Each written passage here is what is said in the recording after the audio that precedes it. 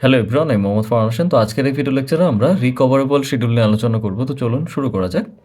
আচ্ছা, তো আপনারা অনেকেই এসকিউএল শেখার আগ্রহ দেখিয়েছেন, আমাকে ইনবক্সও করেছেন। তো সেই ক্ষেত্রে বলে রাখি যে আমি রিসেন্টলি একটা বই লিখেছি মাই এসকিউএলের উপরে, যেখানে এসকিউএলের খুঁটিনাটির যাবতীয় যা যা আছে সব কিছুই আমার এই বইতে কভার করা হয়েছে। বইটির নাম হচ্ছে বাংলায় মাই এসকিউএল।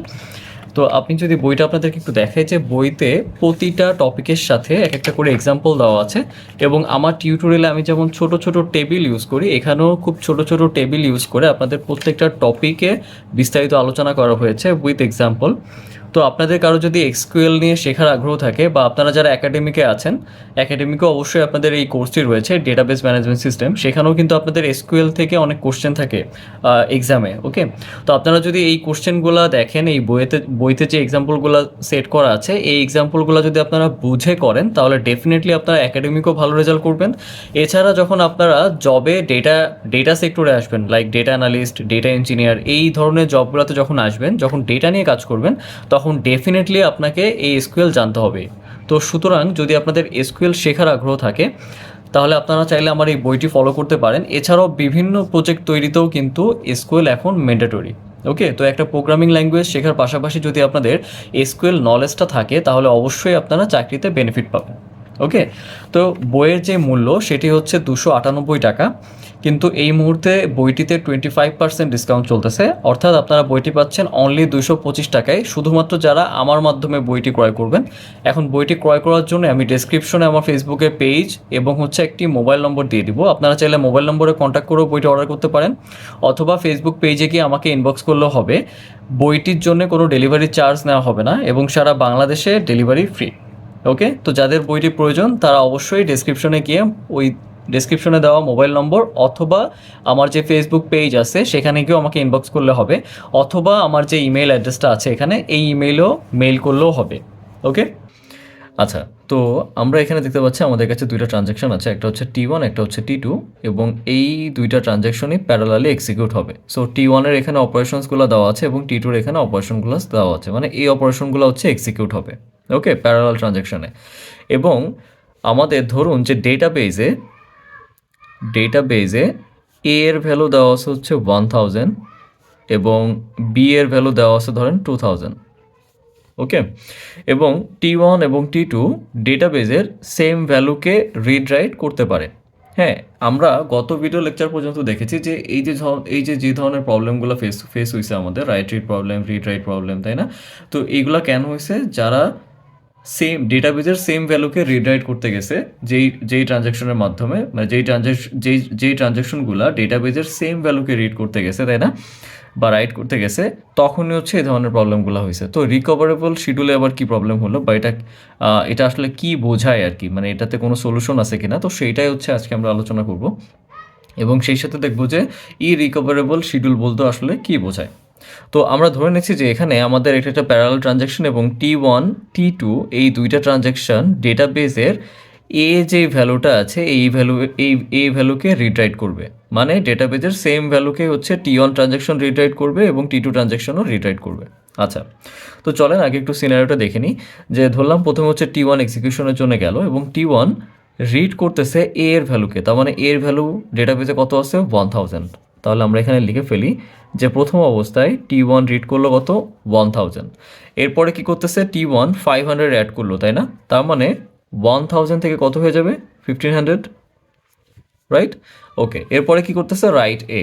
সো ও ডেটাবেজে রাইট করে দিবে, তার মানে এটা এখানে 1000 থেকে এটা কত হয়ে যাবে? এটা হয়ে যাবে হচ্ছে 1500, রাইট? এবং একটা জিনিস মনে রাখবেন যে এখানে কিন্তু কমিট করা হয় নাই।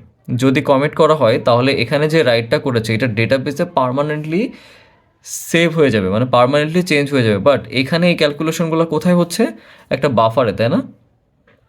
বাফারে না, আমরা আলোচনা করেছি, তাই না? তার মানে এখানে যে চেঞ্জেসগুলো হচ্ছে এগুলো সব বাফারে হচ্ছে। ওকে, কমিট যদি ইউজ করতাম এখানে, তাহলে এই চেঞ্জেসটা ডেটাবেজে একদম পার্মানেন্টলি সেভ হয়ে যেত। ওকে, যেহেতু এখানে কমিট ইউজ করা হয় নাই, তার মানে এখানে যে ক্যালকুলেশনটা হয়েছে এটা বাফারে হয়েছে।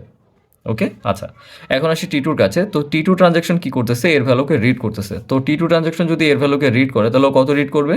1500, রাইট? ওকে, এরপরে এখানে কত হলো? আরও 500 অ্যাড হলো, তাই না? 500 অ্যাড হয়ে এখানে কত হয়ে যাবে 2000। ওকে, দেন ও কি করতেছে রাইট করতেছে, তার মানে অ্যাগেইন বাফারে কিন্তু রাইটটা হচ্ছে 2000, তাই না? তার মানে 1500 থেকে বাফারে কত হয়ে যাবে 2000। এ এখন কি করলো এখানে কমিট করে দিছে, T2 ট্রানজ্যাকশন কিন্তু কমিট করে দিছে, তার মানে যেহেতু কমিট করে দিছে তার মানে এই 2000, ঠিক আছে, ডেটাবেসে পার্মানেন্টলি সেভ হয়ে যাবে। মানে পার্মানেন্টলি এখন পার্মানেন্টলি ডেটাবেসে এ এর ভ্যালু 2000 হয়ে গেছে। ওকে, এখানে কিন্তু কমিট করে দেওয়া হয়েছে। ওকে, আচ্ছা, এখন T1 ট্রানজ্যাকশন যখন এখানে এই রিড অপারেশনকে এক্সিকিউট করতে গেল, এই যে এই অপারেশন যখন এক্সিকিউট করতে গেল তখন এখানে একটা সিস্টেম ফেইলার অকার হইল। ঠিক আছে, তার মানে এই ট্রানজ্যাকশন আর এখানে এক্সিকিউট করতে পারলো না, এখানে ব্রেক করলো। তো যদি এখানে ট্রানজ্যাকশন ব্রেক করে, ঠিক আছে, মানে এইখানে যদি এক্সিকিউশনে যদি কোনো প্রবলেম হয়, যে কোনো ধরনের প্রবলেম হতে পারে, তার মানে কি ট্রানজ্যাকশন এখানেই স্থগিত, রাইট? কারণ এখানে ফেইল করছে সিস্টেম। তার মানে এখান থেকে কি হবে, এখান থেকে রোল ব্যাক হয়ে আবার প্রথমে চলে যাবে, এখান থেকে রোল ব্যাক হয়ে আবার প্রথমে চলে যাবে। ওকে, কেন? কারণ আমরা অ্যাসিড প্রপার্টিস নিয়ে যখন আলোচনা করেছিলাম, তাই না, অ্যাসিড প্রপার্টিসের অটোমেসিটি কি বলতেছিল যে আপনার কোনো একটা ট্রানজ্যাকশন হয় ফুললি এক্সিকিউট হবে, অথবা যদি কমিট হওয়ার আগে কোথাও যদি ফেইল হয়, ঠিক আছে, তাহলে আবার শুরু থেকে রোল ব্যাক করবে, মানে আবার চেঞ্জেসগুলো, মানে এই T1 ট্রানজ্যাকশন যা যা চেঞ্জ করছে এই সব কিছুই আবার আগের স্টেটে চলে যাবে। এখন এখানে একটা প্রবলেম আছে, কি প্রবলেম? যে দেখেন যেহেতু এখানে ফেইল হয়েছে সিস্টেম, তাই না, তার মানে এটা যদি রোল ব্যাক করে তার মানে আবার প্রথম থেকে এই T1 যা যা চেঞ্জ করছিল, মানে T1 এখানে কি করেছিল, T1 এখানে হচ্ছে 1000, এর ভ্যালু 1000কেও কত করে দিয়েছিল, 1000কে করে দিয়েছিল হচ্ছে 1500, তাই না? তার মানে যেহেতু এটা রোল ব্যাক হয়েছে তার মানে 1500 থেকে আবার 1000-এ ব্যাক করতে হবে, মানে আগের স্টেটে ফিরে নিয়ে যেতে হবে। কিন্তু এটা কি পসিবল? এটা কিন্তু পসিবল না। কেন? কারণ দেখেন টি টু ট্রানজেকশন যখন রিড করছে, ও কত রিড করছে, ও তো 1500 রিড করছিল, তাই না? T1-এর উপর বেস করে, মানে T2 যেখান থেকে রিড করতেছে তার আগে কিন্তু T1 রাইট করে, তাই না? তার মানে T1-এর আপডেটেড ভ্যালুকে ওর রিড করে ও নিজের মতো করে আবার তার সাথে 500 অ্যাড করে রাইট করছে, দেন কমিট করে দিছে। তার মানে ডেটাবেজে পার্মানেন্টলি এখন 2000। সো আপনি এখানে রোল ব্যাক করলেও, এখানে যদি আপনি রোল ব্যাক করেন এই চেঞ্জেসগুলোকে আবার প্রিভিয়াস স্টেটে নিতে পারবেন না। কেন? কারণ T2 এখানে কমিট করে দিছে। আপনি যদি এখানে রোল ব্যাক করেন, রোল ব্যাক করা মানে কি হচ্ছে যে আপনি আবার পুনরায় এই যে 2000 আছে 2000কে রোল ব্যাক করে আবার 1000-এ নিয়ে আসবেন, কিন্তু এটা পসিবল না। কেন পসিবল না? কারণ এখানে কমিট করে দেওয়া হয়েছে। যদি এখানে কমিট না হইতো, যদি এখানে কমিট না হইতো তাহলে ডেফিনেটলি এটা রোল ব্যাক করে আবার প্রিভিয়াস স্টেটে যাওয়া যেত, বাট যেহেতু T2 কমিট করে দিছে সো ডেটাবেজে পার্মানেন্টলি 2000 এটা কিন্তু সেভ হয়ে গেছে। ওকে, সো এখানে T1 ট্রানজ্যাকশন যে ক্যালকুলেশনগুলো করছে এটা কিন্তু আবার প্রিভিয়াস স্টেটে যাওয়া পসিবল না। সো এখন এটা যদি রোল ব্যাক হয়ে যদি আবার এখান থেকে রিড এ হয়, তার মানে এখানে এর ভ্যালু রিড হবে হচ্ছে 2000। ঠিক আছে, 2000। কেন? কারণ পার্মানেন্টলি এটা চেঞ্জ হয়ে গেছে T2 ট্রানজ্যাকশনের মাধ্যমে ডেটাবেসে এর ভ্যালু। ক্লিয়ার? সো এটা কিন্তু রোল ব্যাক হবে না, মানে হবে না বলতে রোল ব্যাক হবে কিন্তু রিকভারি হবে না। রিকভারি বলতে কি বোঝাচ্ছে যে আগের স্টেটে যাওয়া পসিবল না, মানে এই এর ভ্যালুকে 1000 করা পসিবল না। কেন? শুধুমাত্র T2 ট্রানজ্যাকশনের এই কাজটা করার জন্য, যে লাস্টে কমিট করে দেওয়ার জন্য।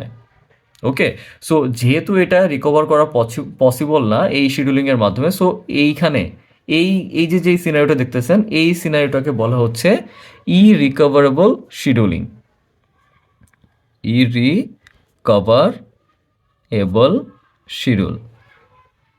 ওকে, সো কেউ যদি ইরিকভারেবল শিডিউল নিয়ে আলোচনা করতে বলে তাহলে আপনারা এই এক্সাম্পলতে বুঝাই দিবেন যে দেখুন এখানে কিন্তু রিকভার করার কোনো পসিবিলিটি নাই, কারণ এখানে রোল ব্যাক হয়ে আগের স্টেটে আসার কোনো ওয়ে নাই, কারণ T2 ট্রানজ্যাকশন এখানে কমিট করে দিয়েছে।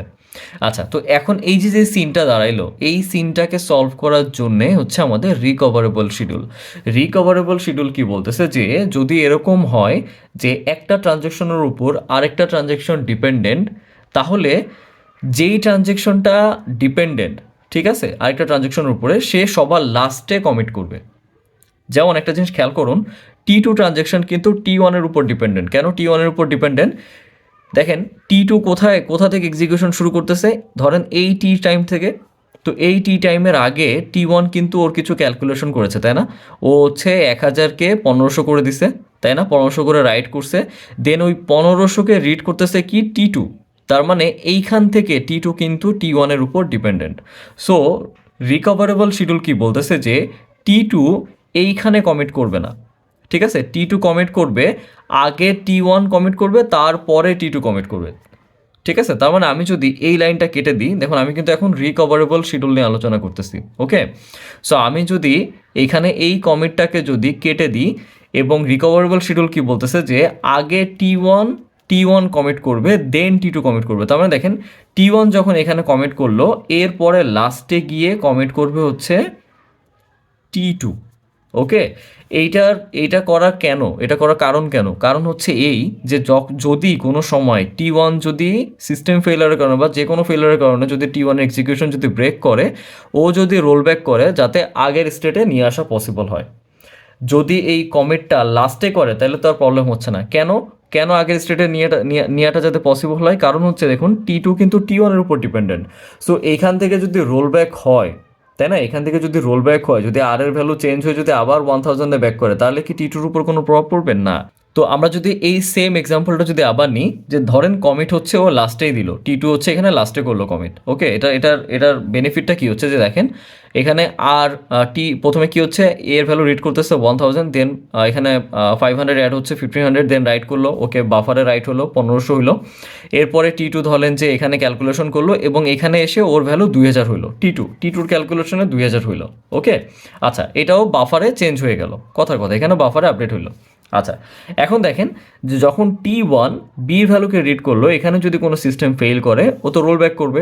তার মানে রোল ব্যাক করলে ও এখানে এ এর ভ্যালু আবার 1000-এ ব্যাক করবে। দেন T2 যদি আবার এক্সিকিউট করে, T2 আবার 1500-কে রিড করবে, দেন রাইট করলো, দেন আবার T1 এর কাছে আসলো, ধরলাম যে T1 এই পর্যন্ত সাকসেসফুল এক্সিকিউট করলো, কমিট করে দিল, ঠিক আছে?